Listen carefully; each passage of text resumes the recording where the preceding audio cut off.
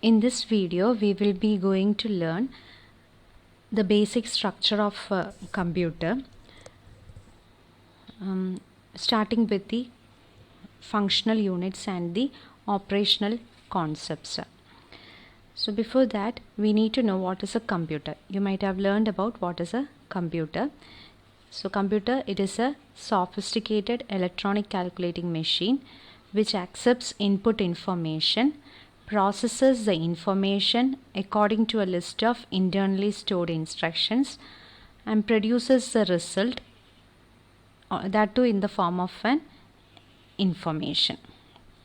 Okay, so accepting an input information, processing the information, and producing the result.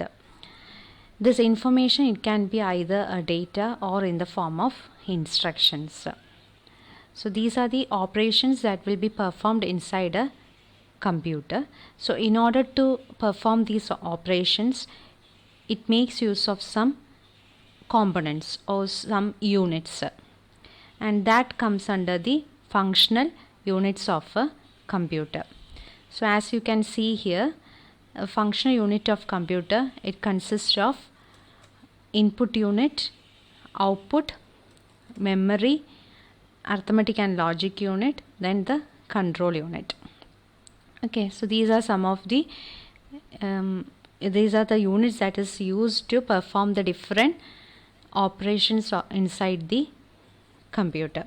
So next you need to know what each units are performing, what is the task performed by each units.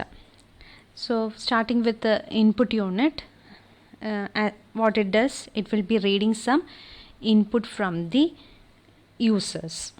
Okay, so this inputs, it can be any information like data or values. It will be in the form of values. It will be fed through the keyboard. So keyboard here, it will be considered as the input unit. Okay, keyboard, mouse, then other computers or any other electronic devices which is connected to the system, and through which we are giving input to the computer. Okay, the task done is giving data to the computer through these devices. Then comes the memory unit.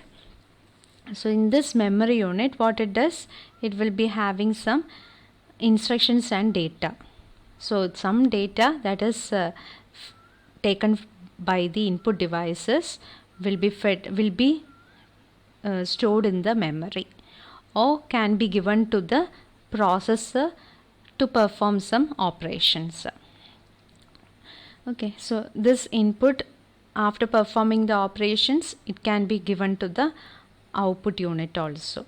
So memory is like, it is used to store some instructions and data. So stores the information. So informations can be either instruction or data.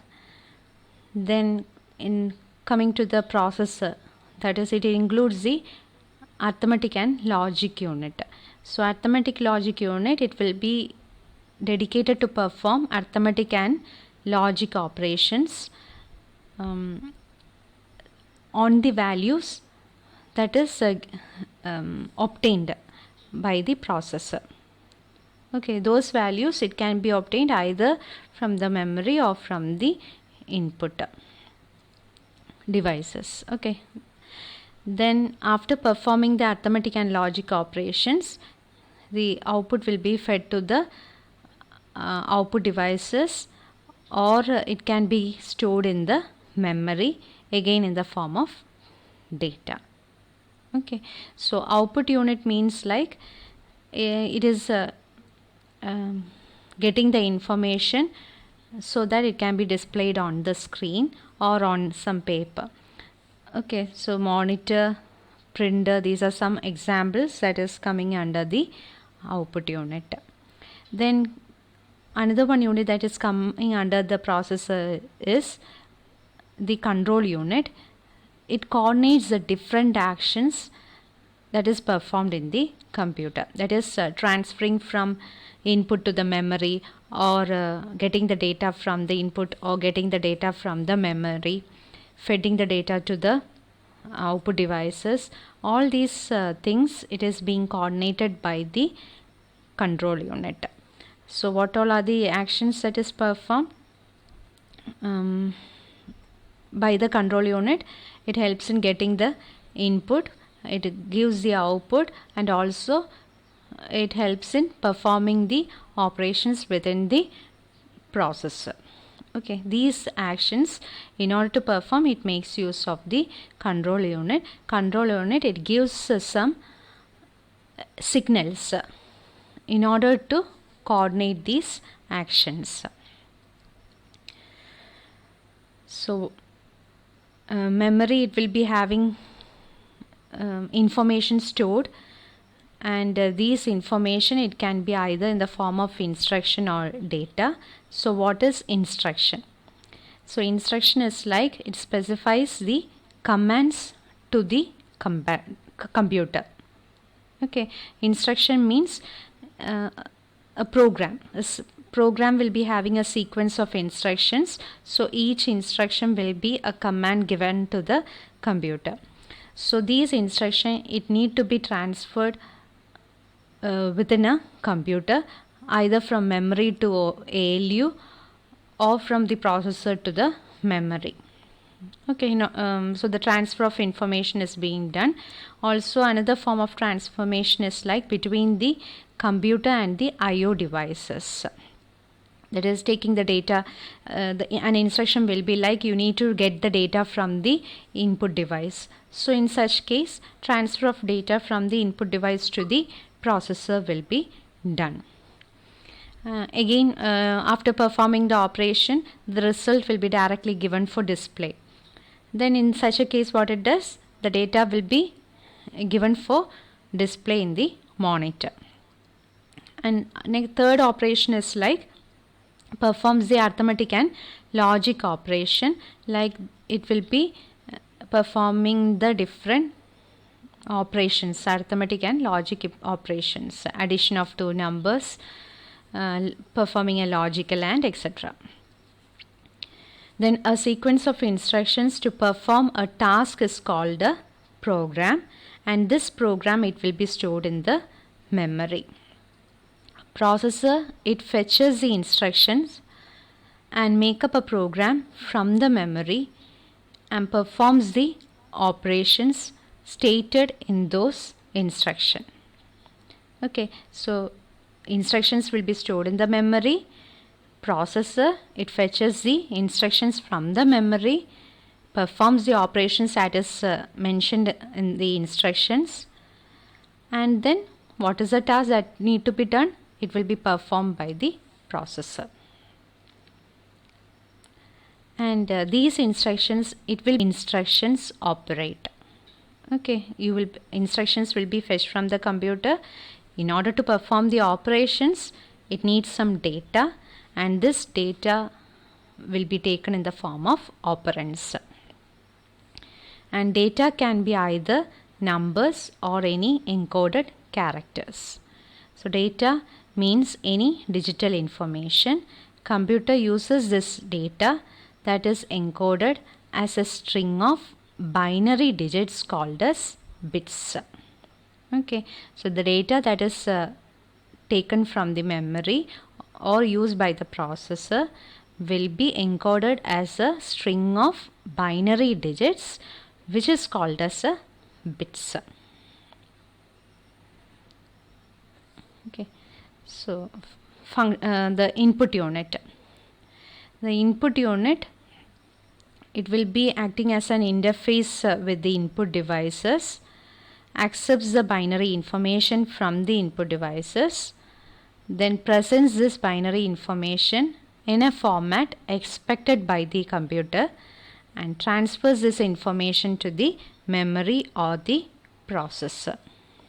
Okay, so any form of input, it will be given to the input unit. So it will be acting as an interface, so that it will be accepting the information from those input devices, convert those information into the format that is understandable by the computer, and after that it transfers the information either to the memory or to the processor.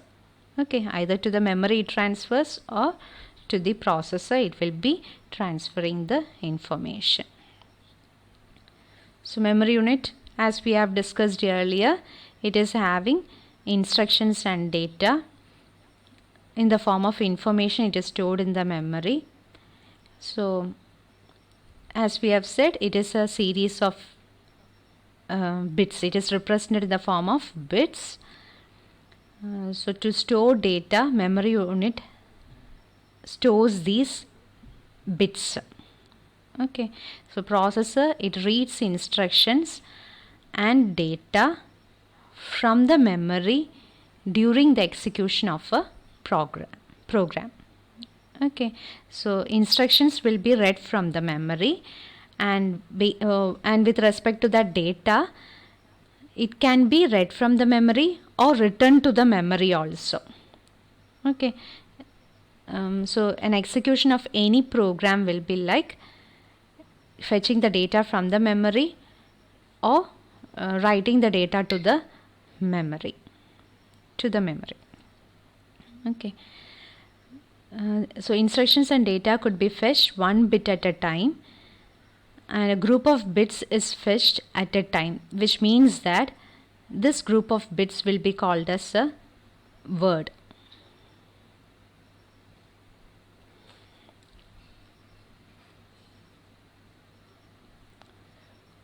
Okay, word. So this size of the word, it will be varying based on the architecture of the computer. So group of bits stored or retrieved at a time, it is termed as a word, and number of bits in a word is termed as the word length of a computer, and this word length, it varies with respect to the architecture of the computer. So in order to read or write to the memory or from the memory, a processor should know where the data is being located, and in order to identify the location, it makes use of an address. So for each word, it will be represented using an address. Processor reads or writes from the memory based on this address that is used to identify each word, and accessing these words will be taking some amount of time. Okay, so that time will be called as the memory access time. Okay, when a request is being given and when it is being satisfied, like retrieving the data to the processor, then the time incurred will be called as the memory access time. So memory and processor, they have to communicate with each other in order to read or write the information. So in order to reduce this communication time, we make use of a small amount of RAM that is known as cache. Okay, a small memory which is called as cache will be used to communicate in a faster way, and it is tightly coupled with the processor. So cache means it is of two types are there, L1 cache and L2 cache. So a form of cache will be tightly coupled with the processor, which helps in reducing the memory accessing time. So while using this cache, it is very fast when compared to that of the main memory. So we are having primary storage and secondary storage. Primary storage will be having cache and main memory, which is insufficient to store large amount of data. And for secondary storage is like magnetic disk, optical disk, etc. And from which the accessing data is very much slower.